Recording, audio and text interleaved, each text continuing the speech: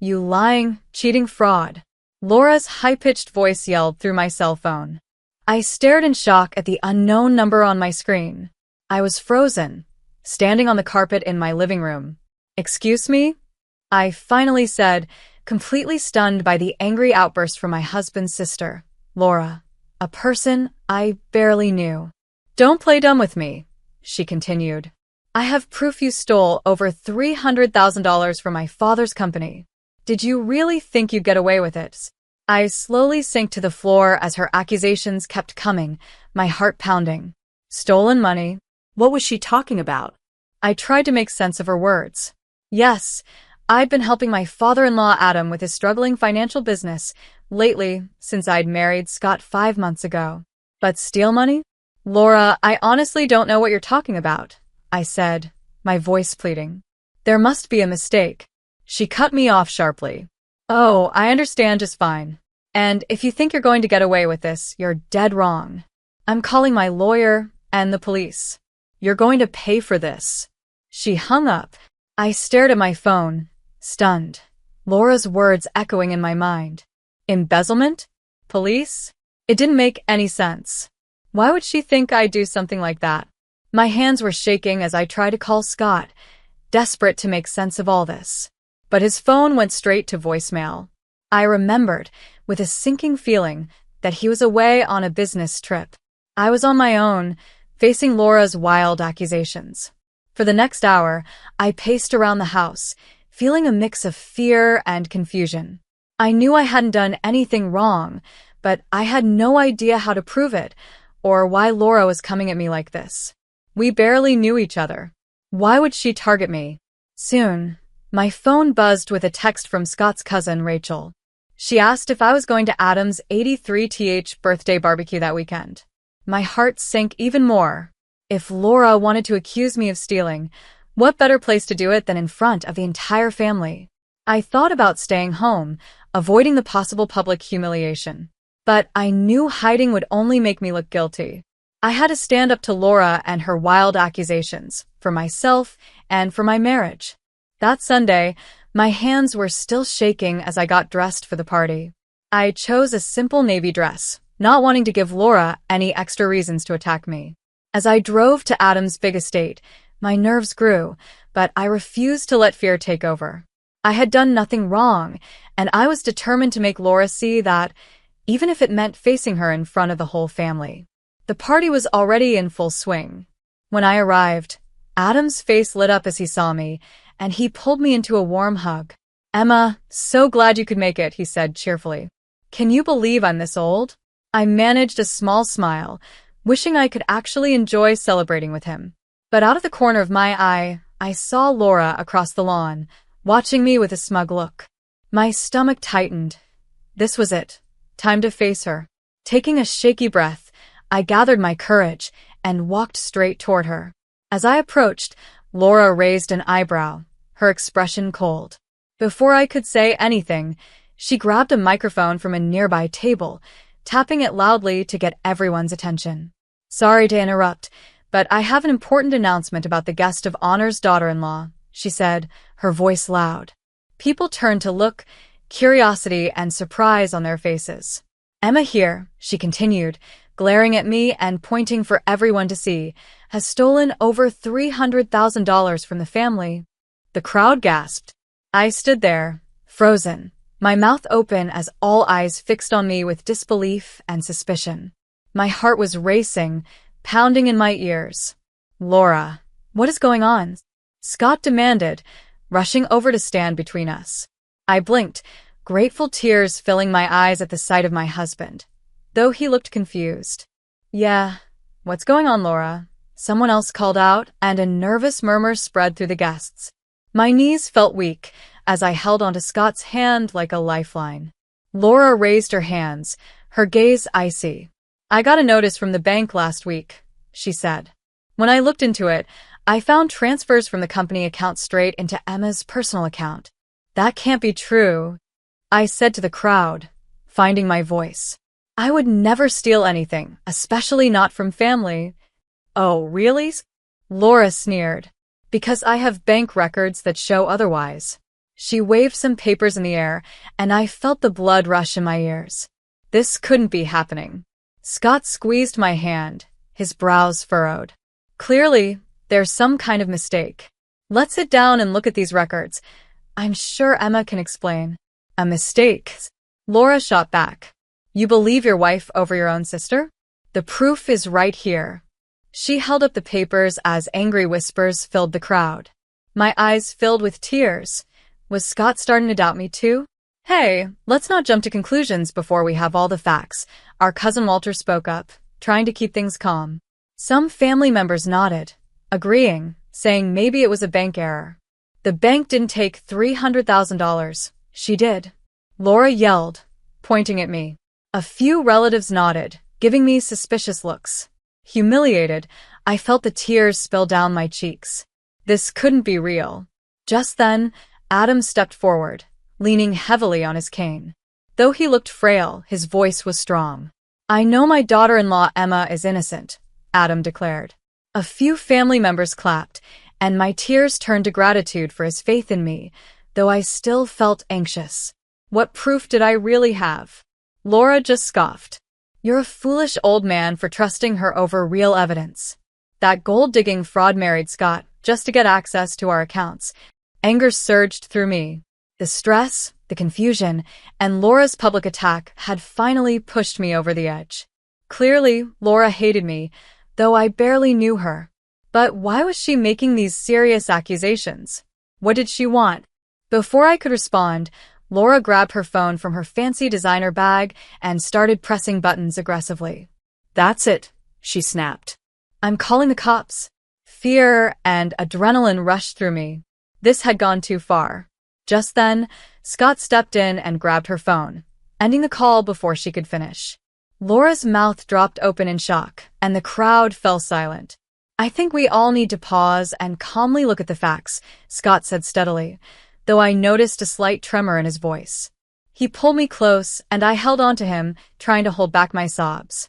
Let's meet tomorrow, he continued, after I've had time to go over these bank statements and Emma can share her side. I'm sure we can handle this without getting the police involved. I exhaled, beyond grateful for Scott's calm reaction. Maybe he still believed I was innocent after all. But as I looked around at the relatives gathered there, all I saw were doubtful and suspicious eyes. This ambush felt like just the beginning of Laura's attack, and I needed to find a way to prove the truth before she tore my whole life apart. The next few weeks dragged by in slow motion. Laura's public accusations had started rumors that followed me everywhere I went. At the hair salon, the grocery store, even with our neighbors, everyone gave me uneasy glances. At home, tension filled the air. Scott buried himself in piles of financial records, trying to find answers to the strange transactions Laura had pointed out. I could tell he was struggling with doubt whenever he looked at me. For now, we were living in Adam's large house to care for him since he had been diagnosed with cancer. But being under the same roof as Laura made me feel worse every day. She took every chance she could to insult me, even slamming doors in my face. I jumped whenever I heard her voice echo down the long hallways. The constant conflict seemed to wear on Adam's health, and soon he stopped coming out of his room altogether. One evening, as I was preparing his dinner tray, I heard Laura's loud voice from the hallway. I froze, a glass of orange juice in my hand. Emma clearly tricked you into putting her name on your will and giving her power over your health care, Laura was saying. She's just trying to control your money while you're weak from chemo. My mouth dropped open in shock. Was she now accusing me of taking advantage of my father-in-law's illness? Laura, must you always assume the worst about Emma? Adam replied, sounding exhausted.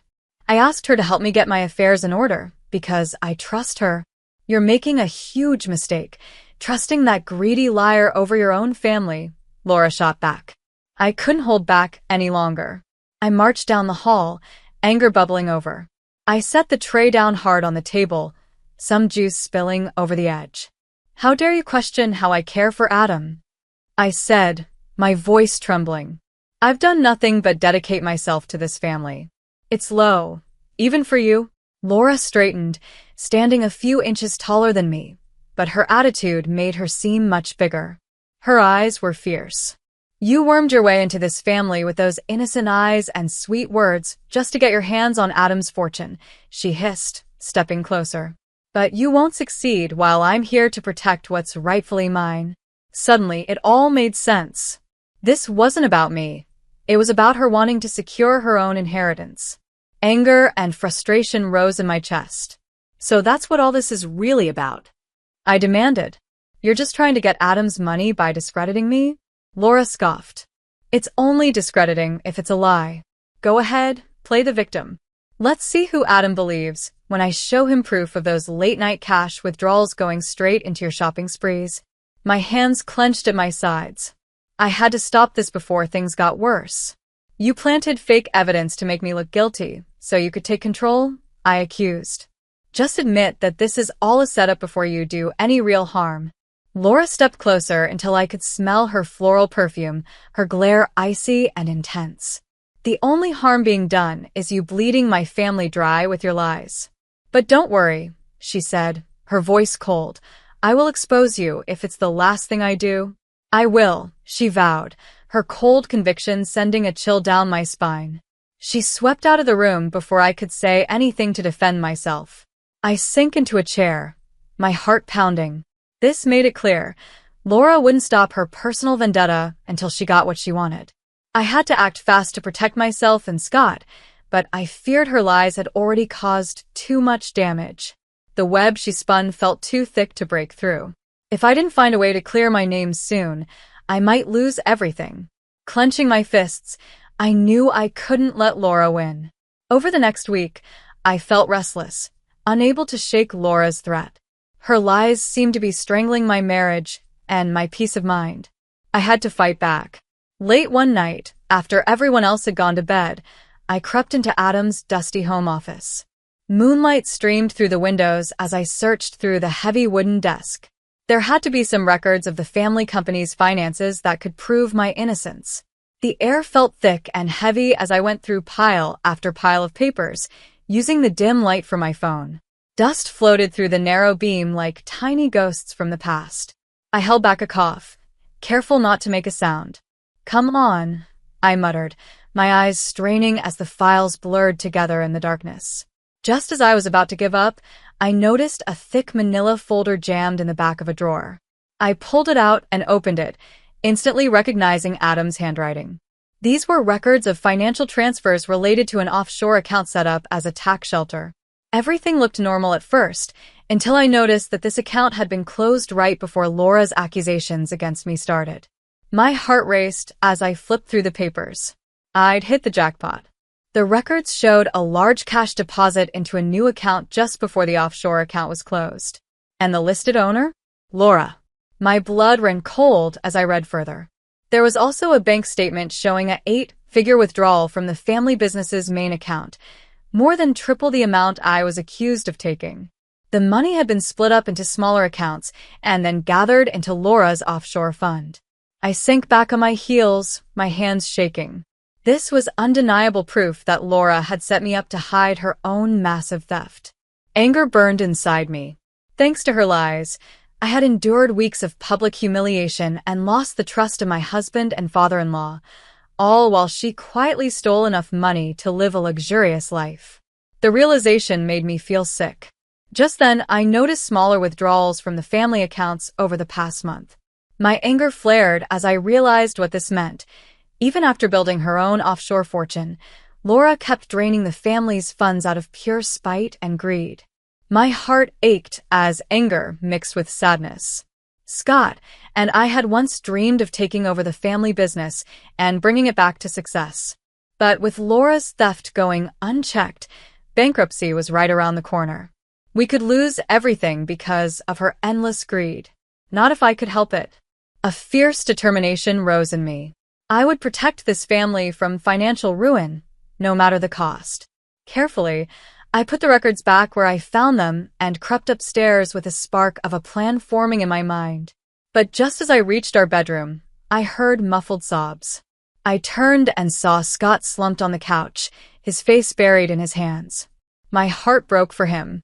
I was about to call out when he started speaking, his voice choked with pain. I promised, till death do us part, he whispered. But how can I keep that vow if I don't even know who I married? His words cut me deeply. He truly doubted me now, unsure of what was real or not after all the lies Laura had spread. My strong husband, reduced to this vulnerable state by her schemes, looked so lost.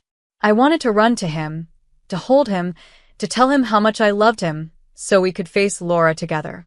But my chance to comfort him slipped away when Laura suddenly appeared, stepping out of the shadows. "Stop defending that backstabbing fraud," she told him coldly. "I warned you. Emma only cares about herself. Now let's talk about taking her out of the will before she takes you for everything." I swallowed an angry gasp and shrank back, hoping she wouldn't see me. Fury overtook any sadness I felt. It was clear now that Laura wouldn't stop her attack until she got exactly what she wanted. It was time to turn the tables and make her pay. I refused to let her win. Morning came gray and gloomy, matching my mood as I wandered the garden, still shaken by everything I'd learned the night before. Though anger simmered in me, one clear truth stood out. I couldn't defeat Laura on my own. She had woven a web of lies that no one dared question. To bring her down, I needed help. I sat on a cold stone bench, piecing together the start of a plan.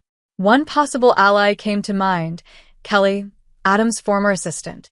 She had quit years ago, furious after Adam gave Laura a promotion she felt she deserved. Kelly's knowledge of the company could be just the ammunition I needed. After some searching, I found her contact information. My hands shook slightly as I dialed her number that afternoon. "Kelly, it's Emma." When Kelly answered, I spoke carefully, taking a deep breath. "Sorry for calling out of nowhere, but I really need your help." I expected her to hesitate or maybe say no, but Kelly agreed to meet at a quiet cafe the next morning. I arrived early, feeling a mix of nerves and hope. Kelly came right on time, carrying 3 steaming cups of coffee. I felt relieved. This felt right. As I shared everything that had happened, her sharp eyes softened with sympathy. Her lips pressed into a thin line when I mentioned Laura. "I'm so sorry you got dragged into that family's mess," she said, shaking her head. When Adam chose Laura over me for VP, I knew her greed would lead to trouble. I leaned forward, hopeful. "So you're not surprised by her accusing me of stealing?" Kelly scoffed. "Not at all. She's always resented Adam's money, thinking it should all go to her. I tried to warn him about her, but he wouldn't see it." My heart sped up. "So you think she'd actually try to frame me?" I asked. Kelly nodded firmly. "Absolutely. She hates anyone she sees as a threat. With you in the family, I'm sure she saw her chance slipping away." Hearing Kelly confirm my suspicions gave me a spark of hope. Maybe I wasn't fighting Laura alone. I explained how I had found records showing Laura had been moving family money into an offshore account for years. Kelly said she'd seen strange financial moves during her time working for Adam, but hadn't realized how it all connected. "I knew something was wrong, happening right under Adam's nose," Kelly said, anger flashing in her eyes. "But Laura turned him against me before I could prove anything." My mind raced as we connected the pieces.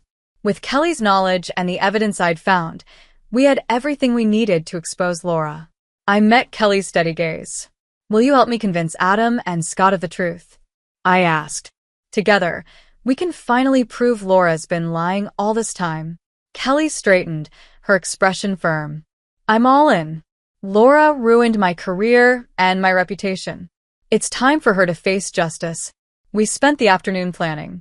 Kelly agreed to quietly dig for more evidence of Laura's past thefts, while I would look deeper into the dissolved tax shelters. It felt exciting to finally be taking action. As we stepped outside the cafe, Kelly held my hands, compassion in her eyes. "Stay strong, Emma," she urged. "With patience, the truth will come out. You'll clear your name. I'm sure of it." I blinked back grateful tears and hugged her. With Kelly on my side, the future didn't seem quite as dark. I didn't have to face Laura's torment alone anymore. With new strength from my partnership with Kelly, I drove home, head held high, refusing to shed another tear over Laura's schemes. She may have woven an elaborate web to ruin me, but together, Kelly and I would gather the proof to tear her lies apart. Justice would soon prevail. In the following weeks, Kelly and I quietly collected evidence. She found financial statements showing strange transfers that started right around the time of Laura's promotion. I dug deeper into the offshore accounts, following money trails that all led back to Laura. Piece by piece, we built a case that proved Laura had been embezzling funds while acting as if everything was legitimate, all to fund her luxurious lifestyle. At the same time, she tried to remove me, the one person standing in her way of complete control. With stacks of records ready, Kelly and I decided to confront Laura and Adam at the upcoming board meeting. It was time for a showdown. That morning, I dressed carefully, choosing a polished sheath dress as my armor for the battle ahead. Kelly met me outside the conference room, her files in hand and her eyes full of purpose. "Readies?" I asked with a confident smile. She squeezed my arm, encouraging me. We entered the room together, standing strong side by side. I met Laura's glare across the table, refusing to look away. For a moment, surprise flashed across her face as she saw her old rival, Kelly, but she quickly covered it with a smug smile. "Kelly, what an unexpected surprise," Laura said with fake sweetness. "I thought we said goodbye years ago." I invited her. I cut in smoothly, enjoying the way Laura's smile faltered. I wanted reliable witnesses for this conversation. Laura's eyes narrowed as curious whispers filled the room. Adam tapped his gavel. "Let's begin, shall we?" Oblivious to the tension, he ran through the regular agenda items. I barely listened, keeping my focus on Laura, who fidgeted with her flashy jewelry, probably assuming I'd brought Kelly for emotional support. She would soon learn differently. Finally, Adam finished with the budget approvals. "Any other items before we close?" he asked, glancing around. I exchanged a look with Kelly, gathering my courage. "Showtime." "Yes, actually," I said, my voice clear in the sudden silence. All eyes turned to me as I stood, smoothing my skirt and stepping forward with steady confidence. Kelly handed me a document, and I held it up for the group. "As you can see in this financial statement from a now-dissolved offshore account, large amounts of money have been missing from the family company over several years." A murmur rippled through the room as everyone leaned in. I continued, laying out each transfer record, holding nothing back. Piece by solid piece, we exposed Laura's long scheme, an elaborate setup that stretched back over a decade. By the time I placed the final document on the table, the room was silent. You could hear a pin drop. I looked around, feeling vindicated as I saw the shocked and horrified faces of everyone there. But Laura only scoffed, breaking the tense silence. "Really, Emma," she sneered. "Blaming me to cover up your own crimes is just sad." My anger flared. How could she still pretend to be innocent when all the evidence was right in front of her? But before I could speak, Kelly gave me a small shake of her head, reminding me to stay calm. She was right, I needed to keep my composure to make this case stick. I folded my hands calmly. The proof is all here. Kelly and I traced every withdrawal, every transfer, all with your signature. Laura used to drain family funds. I fixed her with a cold stare. The only question is why, and how much more you would have taken before bankrupting us all. A tense silence filled the room. I caught a flicker of doubt in Scott's expression, and others around the table looked too stunned to speak. This was my one chance to expose Laura fully. Suddenly, Laura shoved her chair back with a loud screech. "This is insane," she yelled, pointing her finger at me. Her calm mask was gone. "This liar went snooping through private records to frame me, and you're all just going along with it?" She turned to Adam, her face twisted with desperation. "Father, please, you have to see reason." "No," Adam's voice boomed, startling us all. He stood slowly, his knuckles white as he gripped the table's edge. When he looked up, his eyes blazed with anger, all signs of frailty gone. "It's you, Laura, who has lost all sense of reason." His voice was strong, filled with conviction.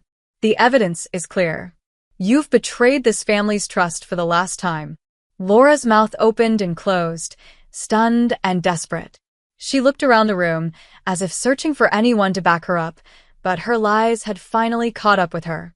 She no longer looked like the powerful woman she tried to be, just someone caught, with nowhere left to hide. "You can't actually believe this setup," she shouted, her eyes darting between us. But her confidence was gone, replaced by panic. Adam's voice cut through her protests like steel. "The proof shows your guilt, Laura. You drained the company's funds to fuel your own selfish spending, thinking no one would notice. But justice doesn't sleep forever." "But I was protecting our future," Laura cried, pointing a trembling finger at me. "This so-called innocent was bleeding us dry behind your back. I had to take control. By robbing us blind?" Adam thundered back. I jumped, shocked by Adam's rare fury. He stepped toward Laura, who shrank back against the wall. "Your pride and greed have gone too far, but this ends now," he shouted, his anger clear. "You are hereby stripped of all authority in this company, effective immediately." A ripple of surprised murmurs filled the room, and my heart raced as his words sank in. We did it. We finally exposed Laura's lies, and she would face consequences at last. Laura's face turned pale, and for a split second, I almost felt sorry for her. But then I remembered the weeks of pain and humiliation I'd endured because of her lies. No, she deserved this. Justice was finally being served. Suddenly, Laura erupted again, her voice full of rage as she turned to the group. "You fools," she yelled. "That backstabbing fraud has tricked you all because she wants what's rightfully mine."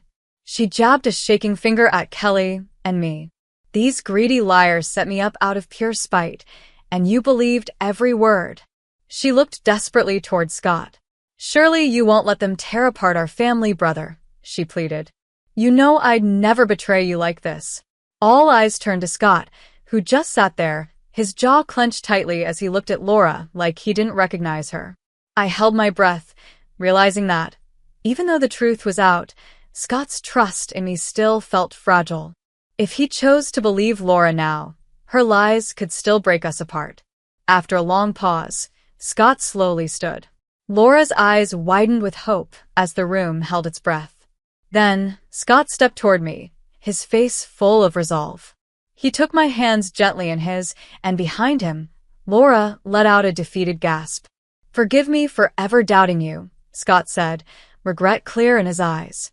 "Today, you showed more honesty and loyalty than my own sister ever has." Overwhelmed with relief, I let out a small sob, and Scott pulled me into his arms. I clung to him, tears streaming down my face, as the room filled with approving murmurs. Out of the corner of my eye, I saw Adam place a grateful hand on Kelly's shoulder, and she gave a small, satisfied smile. The tender moment was broken by Laura's furious scream.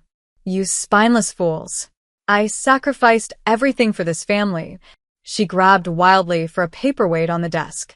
I quickly pulled Scott behind me, but before Laura could throw it, 3 security guards rushed in, called by the receptionist after overhearing Laura's meltdown. They grabbed her as she struggled and screamed, hurling threats and insults. We all stood frozen, watching as Laura was dragged out in handcuffs, her makeup smeared, and her face twisted with rage. The heavy doors closed behind her, sealing her fate. A stunned silence filled the room.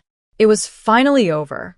I felt my heartbeat slow as a deep sense of relief washed over me. I turned slowly to Scott, feeling joy and gratitude rise inside me like a healing balm.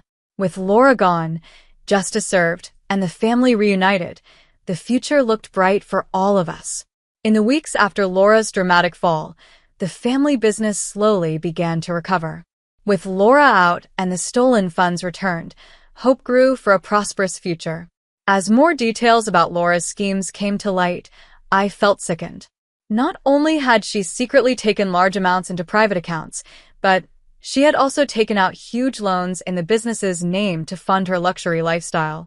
No wonder the company had been on the edge of ruin. With this betrayal fully exposed, Adam pressed charges, making sure Laura would answer for her crimes. Last we heard, she was facing over a decade in prison. I'd be lying if I said I didn't feel some relief knowing she would finally face the consequences. On a personal level, Scott and I focused on rebuilding our trust. We took long evening walks, talking openly and honestly, just like newlyweds again. Scott even mentioned wanting to take on a larger role in the company, which filled me with hope for a future where I could stand proudly by his side as his partner. Scott and Adam also welcomed Kelly back with open arms, finally realizing how valuable her experience was. They offered her a high position in charge of finances, which she accepted with well-deserved satisfaction.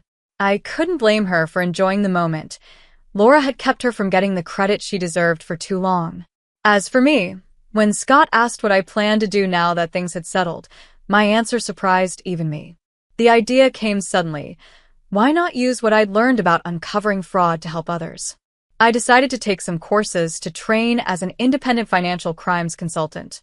By day, I studied, and in the evenings, Scott and I would talk business ideas over home-cooked dinners. After all the turmoil, our home was finally full of hope for the future again. One sunny afternoon, about 4 months later, I heard relaxed laughter coming from the veranda. I walked outside to find Scott and Adam chatting excitedly over some papers with a company logo. They both looked up with warm smiles. "Pull up a chair, darling," Scott said with a bright smile. "We were just talking about expanding the international sales division based on that idea you suggested. Adam thinks it shows real promise." I blinked, surprised and touched. Not only had Scott remembered our late-night conversation, but he also took my ideas seriously. Scott gently pulled me into a chair between him and Adam as we continued to dream together about the future, now with Kelly helping secure our finances and a new sense of possibility in every plan. "I can focus on strategic growth," Scott said, "and I was hoping you might lead market research for our expansion into Central Europe." My eyebrows shot up as I turned to Adam. He looked at me steadily over his glasses. "It was sharp of you to see the potential in those growing economies," he said. "You have exactly the grit and insight needed to open new doors." I shook my head in amazement. Just a few months ago, in the middle of all the chaos, I would never have imagined stepping into such an important role in the family company. But Kelly was right. Persevering through hard times brings its own rewards. "We make quite a team," Scott said, his eyes twinkling as he raised his glass. "To new beginnings." Adam and I raised our glasses as well, smiling as they clinked together in unity after so much division. Looking at their hopeful faces, my heart filled with gratitude. Laura had tried to tear this family apart out of jealousy, but in the end, we came out stronger and closer than ever. As we sipped the cool, sweet wine, a sense of peace washed over me. The future felt full of light and new possibilities, both for the family and the business. Everything was finally well again.